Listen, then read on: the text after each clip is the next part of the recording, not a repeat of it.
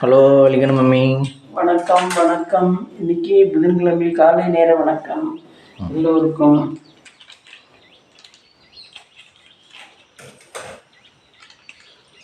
எங்கே வெளிக்கணும் கிளம்பியிருக்கீங்க?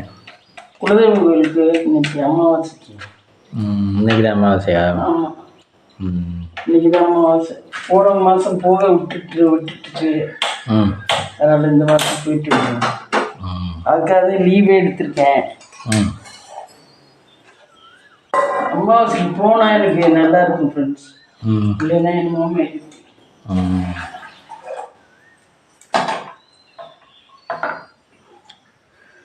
இங்கேருந்து எவ்வளோ தூரம் மம்மி உங்களுக்கு? 45 கிலோமீட்டர் இருக்கும். 45 கிலோமீட்டர் இருக்கும். அப்புறம் இன்னைக்கு பிரேக்ஃபாஸ்ட் மம்மி? பிரேக்ஃபாஸ்ட்டு கடையில் தான் சாப்பிடணும். மாவெல்லாம் இருக்குது, ஆனால் இங்கே பண்ணி சாப்பிடல.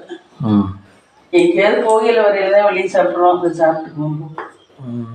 Lunch mummy? லஞ்சு வந்து சமைக்கணும். என்ன சமைக்கலாம்? கீரையெல்லாம் ஆஞ்சி வச்சுருக்கேன்.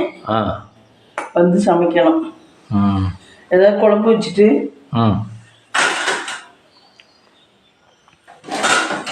ஒரு பொரியல் ஒன்று பண்ணணுமா? டம்ளர் எப்படி எடுக்க? நேற்று ஸ்ரீகாந்தை கைது பண்ணி கூட்டிகிட்டு போகிறாங்க, பார்த்தீங்களா? நான் பார்க்கல, எனக்கு தெரியல. தெரியலையா? அப்புறம் வேற என்ன வீடியோ பார்த்தீங்க? எனக்கு நான் அந்த வீடியோவை பார்க்கறது இல்லையே. கண்ணு இப்படி இருக்குனால. கண்ணு இப்படி இப்போ எப்படி இருக்கு ஃப்ரெண்ட்ஸ்? பரவாயில்ல ஃப்ரெண்ட்ஸ். இவங்க ஐயப்பன்கிறவங்க ஃப்ரெண்ட்ஸ் சொல்லியிருந்தாங்க அரவிந்த் ஹாஸ்பிட்டல் மதுரைக்கு போகலான்னு. எல்லாரும் சொல்கிறாங்க. இங்கே இவரே சுப்ராமே நல்லா பார்க்குறவரான் புதுக்கோட்டையில். சூப்பராக இவரெல்லாம் 50 வருஷம் சர்வீஸா. அதனால இவர் பார்த்து சொன்னால் கரெக்டாக தான் இருக்கும். கொஞ்சம் நாளாகதான் சரியாகும், கொஞ்சம் பொறுமையாக இருக்குங்கிறாங்க. எனக்கு இப்போ வலி இல்லை, அரிக்குது. அரிக்கிறது தான், வலி இல்லை. ஆனால் கண்ணு ஃபுல்லாக திறக்கவும் இல்லை. அதனால பார்ப்போம். அவர் போச்சுன்னாருன்னா போகலாம். அவர் போச்சு இல்லையே நம்மள. அவர் அப்படி போகணும்னா அவரே சொல்லிட்டு வரோம், டாக்டரே சொல்லிட்டு வரோம். எதுவும் பெரிய ப்ராப்ளம்னா அவரே சொல்லிடுவாராம். இது சும்மா ஏதோ காயம் தான் இருக்கு, அந்த காயம் காயாம இருக்கு, அவ்வளவுதான். மருந்து ஒழுங்கா ஊத்துறீங்கன்னா காஞ்சிருக்கும் அப்படின்னாரு. போன வாட்டி நான் மருந்து 1 நாள் 2 நாள் விட்டுதான் ஊத்துனேன். இந்த வாட்டி ஓரளவு அப்பிட்டேன் நல்லா. இது ஆயில் மட்டும் நல்லா இதுல அப்பிட்டேன், மருந்து தீர்ற அளவுக்கு. ஆமா, அப்பி வச்சிருக்கேன். அவர் 5 நாள் கழிச்சு வர சொல்லியிருக்காரு. 5 நாள் கழிச்சு வர சொல்லியிருக்காரு ஃப்ரெண்ட்ஸ். இன்னைக்கு தான் போகணும். நம்ம எந்தெந்த நேரத்துக்கு எது கஷ்டப்படணும்னு இருக்கோ அது பட்டுதான் ஆகணும். கண்ணுக்கு சும்மா இருக்கையிலே வருது, ஒன்றும் அடிக்கலை விழுகலை, அப்படி இருக்கையிலே வருது. இப்படி தேய்ச்சதுதான் எனக்கு ரொம்ப ரத்தமாக வந்துருச்சு. கண்ணை தேய்ச்சதுதான் இப்படி பெருசில் கொண்டு ஏற்கனவே அடிபட்டிருக்கும் போல. அதில் தேய்ச்ச உடனே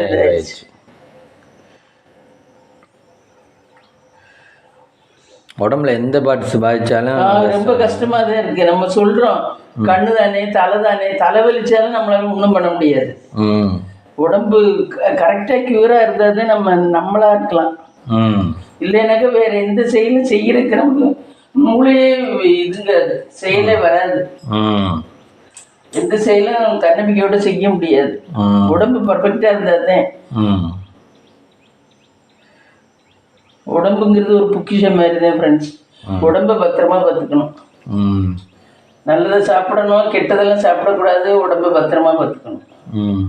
நல்லது மட்டுமே சாப்பிட்டா ரொம்ப நாள் இருக்கலாமா? ஆமா, நல்லது மட்டுமே சாப்பிட்டா வயிற்றுக்கு பிரச்சனை இல்லை. வயிற்று பிரச்சனை தான் பாதி கொண்டாந்து விடுறது எல்லாத்தையும். வயிறு கிளியர் ஆயிடும். என்ன வயிற்று ஸ்மூத்தா போச்சுனாவே மிச்சம் எல்லாமே ஸ்மூத்தா போயிட்டு இருக்கும். வயிறு தான் பாதி.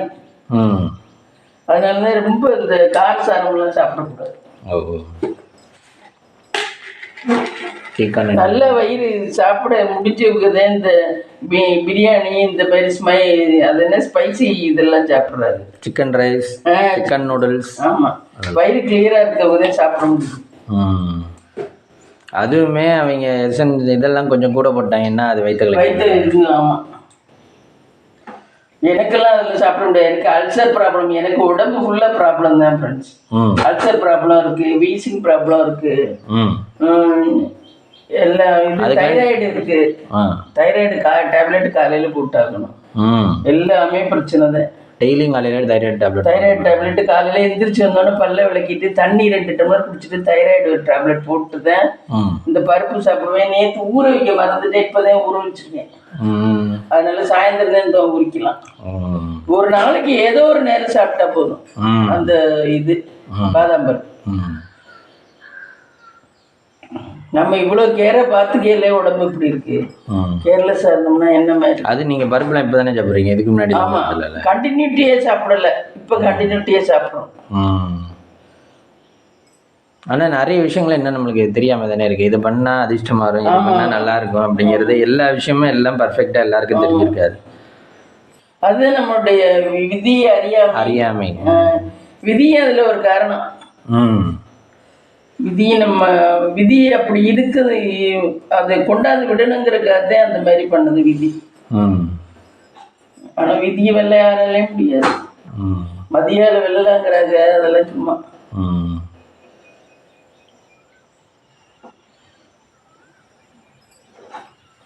அது என்ன நடக்கணும்னா அது நடந்தே ஆகும். ஆமா, யாரும் மாற்ற முடியாது. என்ன நம்ம கொஞ்சம் தப்பிச்சுக்கலாம். ஆமா, கல்யாணமே நம்ம கையில எல்லாம் கிடையாது, கடவுள் கையில தான் இருக்கு. கடவுள் நினைச்சு பண்ணி வைக்கிறதே இத்தனை பேரும் ஜோடி ஜோடியா வாழ்றாங்க, புரியுதா? இல்லைன்னா கல்யாணமா நீ நேரம் பண்ணிட்டுருவோம், பேசிடுவோம், பண்ணிடுவோம்லாம் நடக்கிறது கிடையாது. லவ் பண்ணா கூட அது எத்தனை தோல்வியில போய் முடியுது. லவ் எனக்கு நீ கிடைச்சிட்ட லவ் பண்ணலாம்னா அது கூட எத்தனை சக்சஸ்ல அங்கே முடியுது. பெத்தவங்க ஒத்துக்கணும், எல்லாரும் ஒத்துக்கிட்டுல கல்யாணம் பண்ணணும். அதே மாதிரி அதெல்லாம் கடவுளோட கையில தான் இருக்கு, நம்ம கையில எதுவுமே. கல்யாணங்கிறது, வீடு கட்டுறது,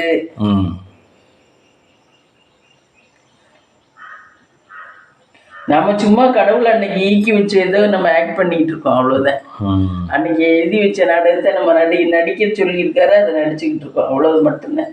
அவனாங்க இடத்துல பாருங்க, அவங்க வீடு கட்டலையா, வீடு கட்டிடுவோம்னாங்க. கடைசி ஈபிக்கு கனெக்ஷன் கொடுங்க, இது போட்டிருக்கான். யாருமே வாங்கலையாச்சு, எப்படி ஆச்சு வாங்குறது அப்படிங்கிறது. அப்போ புதுசாக உள்ள இடத்துக்கு எவ்வளோ சிரமப்படுத்துவாங்க. ஆமாம், ஈபி கனெக்ஷன் நம்மளுக்கு வரவே 3 மாதம் ஆயிடுச்சுல்ல. ஆமாம், நம்ம ஒரு நாள் போய் ஈபி ஆஃபீஸில் போய் ஒரு போட்டு போட்டான் சார், 6 மாதம். இங்கே அரிமளத்தில் திருமயத்துக்கு போனோமே, எதுக்கோ இந்த வீடு கட்டையில். அது வேறு எதுக்கோ ஏதோ சர்டிஃபிகேட் வாங்குறதுக்கு. அப்போ போனால் அவர்கிட்ட ஏஜி அவர்கிட்ட ஒரு போர்டு போட்டால் மாதிரி, சார் என்ன சார் கொடுத்து 6 மாதம் ஆச்சு, என்ன சார் வேலை வைக்கிறீங்கன்னு கேட்டான். அவர் உடனே 6 மாதமாக நம்ம வேலை பார்க்கலையா, இங்கே எடுத்துகிட்டு வைப்பா அந்த டேட்டை பாரு அப்படின்னாரு. டேட்டை பார்த்தா 3 மாதம் தான் இருக்குது. சரிப்பா போய் அவங்களுக்கு போட்டு கொடுப்பா அப்படின்ட்டு இருக்காரு. இல்லை, ஈபி அளப்ப லஞ்சம் வாங்க மாட்டார்ல, மனசாட்சி உள்ள நியாயமான இல்லை. ஆனால் ஏன் அதுலேயே லஞ்சம் வாங்கிட்டு போட்டுருவாங்க. அவங்க கொஞ்சம் கரெக்டான, அவன் லட்சமே வாங்க மாட்டேன், யார்கிட்டையுமே வாங்க மாட்டேன். அப்படியா? யார்கிட்டையுமே ஒரு பைசா வாங்க மாட்டேன். நல்லவங்களும் இருக்காங்க உலகத்துல, ஒரு பைசா வாங்க மாட்டேன்.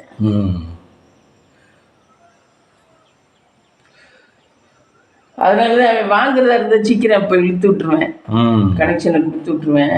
அவங்களுக்கும் கொஞ்சம் மேலிடத்துக்கும் கொடுக்கணும்ல, இவன் வாங்குறது இல்ல, அவங்களுக்கும் கொடுக்கணும். அது அந்த அளவுக்கு கொடுக்க நம்ம ஊர் மக்களுக்கு எல்லாம் வசதி இருக்காது, அவன் வாங்காம இருக்கேன்.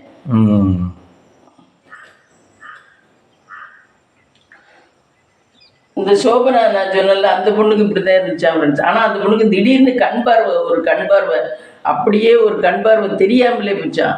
போய் டாக்டர்கிட்ட போய் கேட்டதுக்கு எல்லாருமே 50% தான் வர சான்ஸ் இருக்கு, அதுவும் ரொம்ப ட்ரீட்மெண்ட் பண்ணா 50% வராது அப்படின்ட்டானா. அப்புறம் என்ன பண்ணிச்சேன், ஏதோ அவங்களுக்குன்னு ஆஸ்பத்திரி அங்க 80,000 செலவு பண்ணாலாம். 80,000 செலவு பண்ணி ஒரு கண்ணு தெரிஞ்சிச்சான், ஒரு கண்ணு பார்வையே இல்லையா. பார்வை ரொம்ப முக்கியம் இல்லையா, அதனால பெட்ல அட்மிட் ஆகி 1 மாசம் அப்படியே கண்ணை மூடிக்கிட்டே இருந்துச்சான். சாப்பிட்றதுக்கும் இந்த நம்ம பாத்ரூம் போறதுக்கும் மட்டும்தான் கண்ணு திறக்குமா, மிச்ச நேரம்லாம் கண்ணை மூடிக்கிட்டே குப்புறவே படுத்துருக்குமா. அப்போ ஒரு டாக்டரும் வந்து சொன்னிச்சான், ஆப்ரேஷன் பண்ணணும்ட்டாங்களா பெட்டில் அட்மிட் பண்ணி. அப்போ ஒரு டாக்டரும் வந்து சொன்னிச்சான், ஏமா நீ இது ஆப்ரேஷன்லாம் பண்ணாலும் தெரியுது கஷ்டம், 50% தான் தெரியும், 50% தெரியாது, நீங்க அதனால ஆப்ரேஷன் பண்ணாம இந்த ட்ரீட்மெண்ட்லயே பாருங்க அப்படின்னு.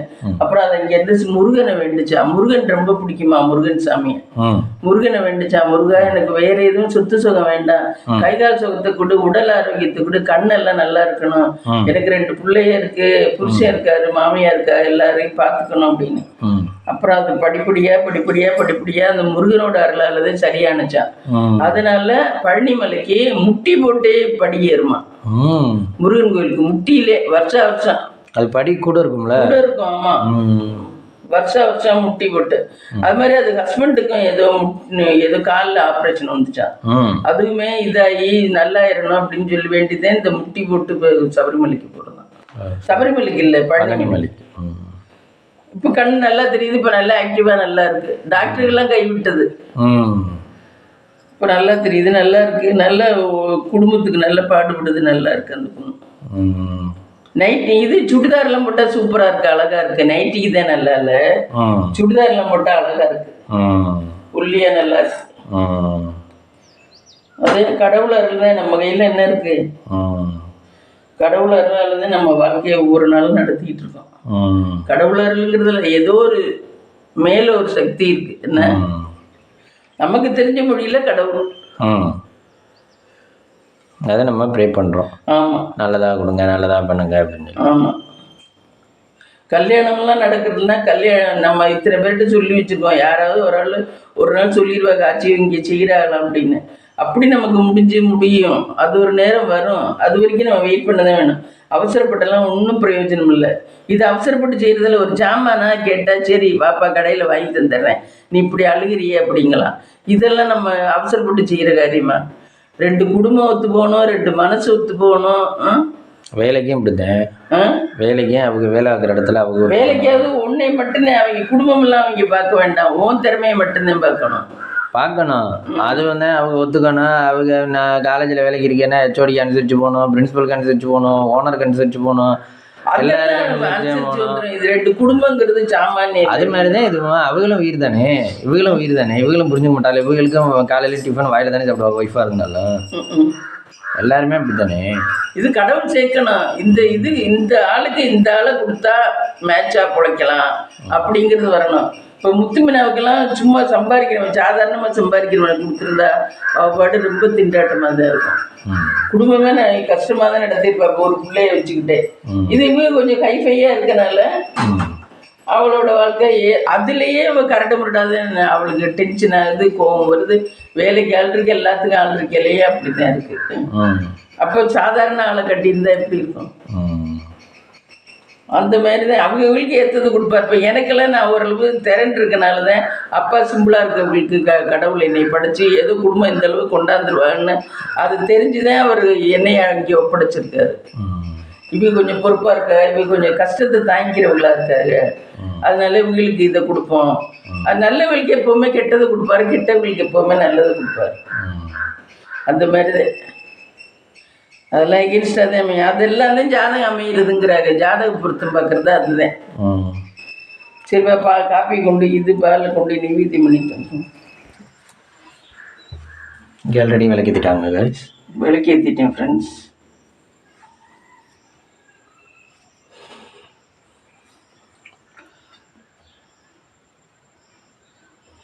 விளக்கு ஏற்றுறதுக்குலாம் திரி எங்கன்னே தெரியல. ஒரு கண்ணு தான் நல்லா வேலை செய்யுது, நல்லா பார்க்கறது கஷ்டம். ஒரு கண்ணு தான் வேலை செய்யுது, ஒரு கண்ணு வேலை செய்யல. கடவுளே ஸ்ரீ மூலமுடி பண்ணா எல்லாம் நல்லா இருக்கணுமே கடவுளே. ஃப்ளைட்டில் இன்ஜின் வேலை செய்கிறவான்னு சொல்றீங்க? ஆமாம்.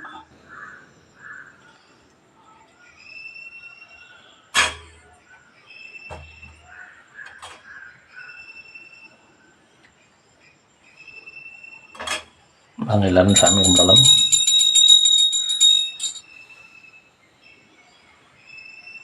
கடவுளே வாங்க அங்கே போகலாம். பிடிச்சிக்கிச்சுப்பா இன்னைக்கு டம்ளரு, அதுக்கு இஷ்டம்னா பிடிச்சி கும்பிடலாம். ஆமாம். இங்கே விளக்கு தராங்க. தெரியல, நைட்டுமே தெரியல. தெரியல, நைட்டே மாற்றிட்டேன். நான் எது எப்படி இருந்தாலும் இதெல்லாம் செஞ்சுட்டு தான் படுப்பேன். உடம்பு நல்லா இருந்தால் செஞ்சிடுவேன். மனசை கூட கொஞ்சம் ஒத்தி வச்சுட்டு, கடவுளே மகாலட்சுமி தாயாரே, கடவுளே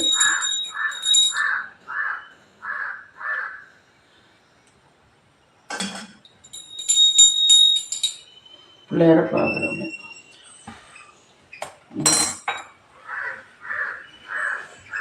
வந்துதான் சமைக்கணும் மதியத்துக்கு. ஆமாம், மதியத்துக்கு வந்துதான் சமைக்கணும் ஃப்ரெண்ட்ஸ். டீ குடிச்சிட்டு கிளம்பி போக வேண்டியது தான்.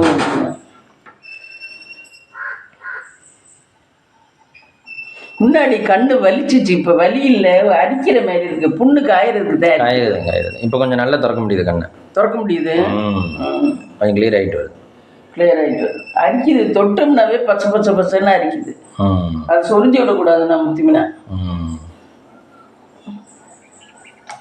டாக்டர் சூப்பர் டாக்டரா இவரு. எல்லாருமே சொல்றாரு. ஒரு ஆள் கூட மாத்தி சொல்றாரு.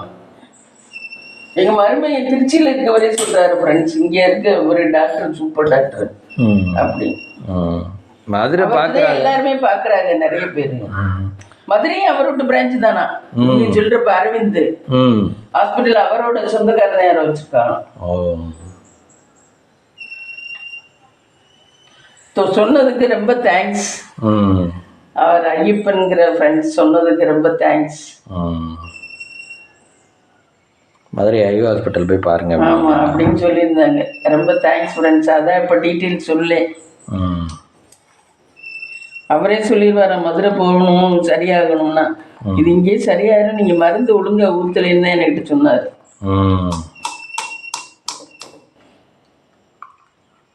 அந்த பொண்ணு அன்னைக்கு ஆயில்மெண்ட் குடிக்கல, நல்லா அப்ளை பண்ணுங்க அதில் கண்ணுல அப்படின்ச்சு.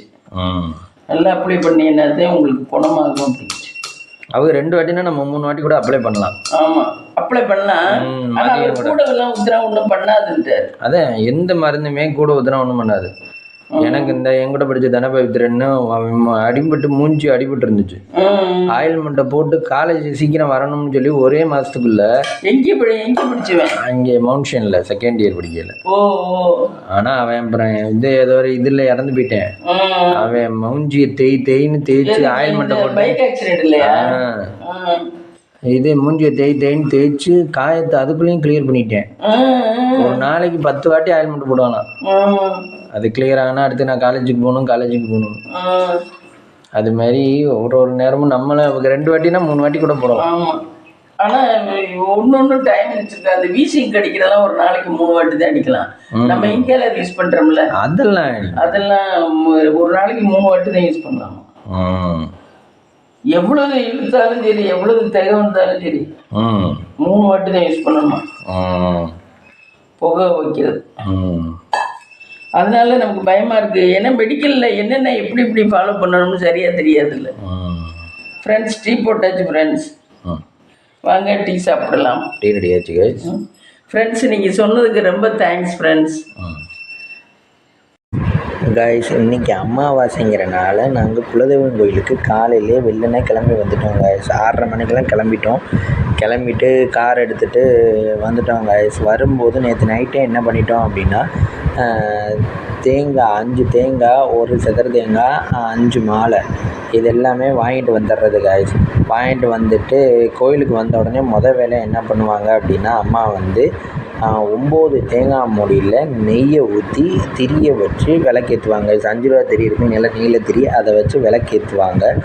இந்த மாதிரி விளக்கேற்றுறதுனால என்ன பலன் அப்படின்னா, நம்மளுடைய நீண்ட நாள் கோரிக்கைகள் நிறைவேறும் அப்படிங்கிறதுனால 9 தேங்காய் மூடியிலையும் விளக்கேற்றிட்டு நம்ம கடவுள்கிட்ட கை கூப்பி கேட்டோம்னா நம்மளுடைய பெரிய வேண்டுதல்கள், இந்த மாதிரி ரொம்ப கடினமாக இருக்கக்கூடிய வேண்டுதல்கள் எல்லாமே கடவுள் இறங்கி சீக்கிரமாக தந்துடுவார், நம்மளுக்கு வரமாக தருவார் அப்படின்றது தான் இதோட ஐதீகம் கைஸ். அதுக்காக தான் இந்த மாதிரி தேங்காய் மூடியில் விளக்கேற்றுறது கைஸ். அம்மா ஏற்றுறதை பார்த்துட்டு கோயிலில் பலரும் நிறைய பேர் அடுத்தடுத்து இதே மாதிரி விளக்கு ஏற்றிட்டு வந்தாங்க கைஸ். அப்புறம் பார்த்திங்கன்னா இது கோயில் பிரகாரத்தில் நல்ல எல்லாமே சுத்தமாக நீட்டாக க்ளீனாக வச்சுருந்தாங்க காய்ஸ். இது இந்த வழியாக தான் வரணும், ஃப்ரண்ட் என்ட்ரன்ஸ் இது தான். இந்த வழியாக வந்துட்டு நம்ம வந்து இது எல்லாமே இப்போ பார்க்குறது எல்லாமே பிரகாரம், அதை வச்சு தான் நம்ம சுற்றணும். பிரகாரம் சுற்றிட்டு நம்ம வந்து காளாஞ்சியை வாங்கிட்டு நேராக பொன்னன் சன்னதிக்கு வரணும் காய்ஸ். பொன்னன் சன்னதிக்கு வந்தால் தான் நம்மளுடைய மெயின் சாமியே பொன்னன் சன்னதி தான் இங்கே. அதில் வந்து நம்ம வந்து இது சிதறு தேங்காய் அடிச்சுட்டு பூவை கொடுத்துட்டு தேங்காயை வந்து அதில் வந்து சாமிக்கிட்ட வந்து நெருப்பில் வந்து சுற்றி தருவார். அதை வந்து நாங்கள் சிதறு தேங்காய் அடிச்சுட்டு வெளியே வந்துடணும் காய்ஸ். வெளியே வரும்போது வந்து கேட்டை வந்து பார்க்கக்கூடாது, திரும்பி பார்க்கக்கூடாது அப்படின்னு சொல்லுவாங்க. திரும்பி பார்த்தா அது நம்ம கும்பிட்டதுக்கான பலனே இல்லை பலன் அப்படின்னு சொல்லுவாங்க. அதனால் நாங்கள் எப்போவுமே பொன்னன்கிட்டேருந்து வெளியே வரும்போது திரும்பி பார்க்காம வருவோம் காய்ஸ். அப்படி வந்தால் தான் நல்லது அப்படின்னு சொல்லுவாங்க. அதுக்கப்புறம் பார்த்திங்கன்னா நாங்கள் இப்படியே அர்ச்சனை பண்ணி முடிச்சுட்டு புறார சுத்தையில் இந்த மாதிரி ஒரு விளக்கு ஒன்று வச்சுருந்தாங்க காய்ஸ். இது நல்லா இருந்தது, எண்ணெய் ஊற்றுறதுக்காக. அப்புறம் வந்து எல்லா சாமியுமே ஒரே சன்னதியில் ஒரே இடத்துலையே இருக்குங்க காய்ஸ். இங்கே தனித்தனியாக இப்போ நம்ம பார்த்த 5 சாமியுமே ஒரே இடத்துலையே இருக்கும். அதாவது விநாயகர், பெரிய விநாயகர், அப்புறம் பார்த்திங்கன்னா பொய் சொல்லா பிள்ளைகள்னு சொல்லி 5 சாமிகள் இருக்கும். அப்புறம் பார்த்திங்கன்னா இது நம்மளுடைய மெயின் சன்னதியான சிவலிங்கம், அப்புறம் வந்து பாலமுருகன் சொல்லி இது எல்லாமே ஒரே இடத்துல இருக்குது பார்த்திங்களா. இது வந்து புறாரம் சுற்றுற இடத்துல இருக்குங்க. இந்த மாதிரி நம்ம வந்து கடைசியாக பாலமுருகனை கும்பிட்டுட்டு தான் இந்த இடத்துல இருந்து நம்ம வெளியே வர்ற மாதிரி வச்சுருப்பாங்க. இதில் வந்து எல்லாருமே விளக்கு திரி எல்லாமே இண்டிவிஜுவலாக ஏற்றியும் சாமி கும்பிடுவாங்க. ஐயர்கிட்ட நம்ம சொன்னாலும் நம்ம வந்து அவரும் வந்து பண்ணி தருவார். அர்ச்சனை பண்ணுறதுனாலையும் இதுக்கும் தனியாக பண்ணிக்கலாம் நம்ம, அந்த மாதிரி ஆப்ஷன் தான் வச்சுருக்காங்க. அப்புறம் பார்த்திங்கன்னா இந்த இடத்துக்கிட்ட ஒரு மரம் ஒன்று இருக்குங்க. மரத்தில் பார்த்திங்கன்னா நிறைய புறாக்கள் வந்து அடையுது. நல்ல கீச்சு கீச்சுன்னு சவுண்டு சூப்பராக இருக்குது காய்ஸ். கோயில் நல்லா அமைதியாக இருக்குது, சவுண்டு நல்லா கீச்சு கீச்சுன்னு நல்லா இருக்குது. இது மாதிரி சாமி கும்பிட்டுட்டு நாங்கள் வந்துட்டோம் காய்ஸ். இன்னைக்கு லஞ்சு பார்த்தீங்கன்னா சுட சுட சாதம், கத்திரிக்காய் வாழைக்காய் கூட்டி விற்கிற குழம்பு, இது பொன்னாங்கண்ணி கீரை பொரியல், தயிர். இதுதான் இன்றைக்கி நம்ம வீட்டில் லஞ்ச். வாங்க சாப்பிடலாம். இந்த வீடியோ பிடிச்சிருந்தா லைக் பண்ணுங்கள், ஷேர் பண்ணுங்கள், கமெண்ட் பண்ணுங்கள், சப்ஸ்கிரைப் பண்ணுங்கள்.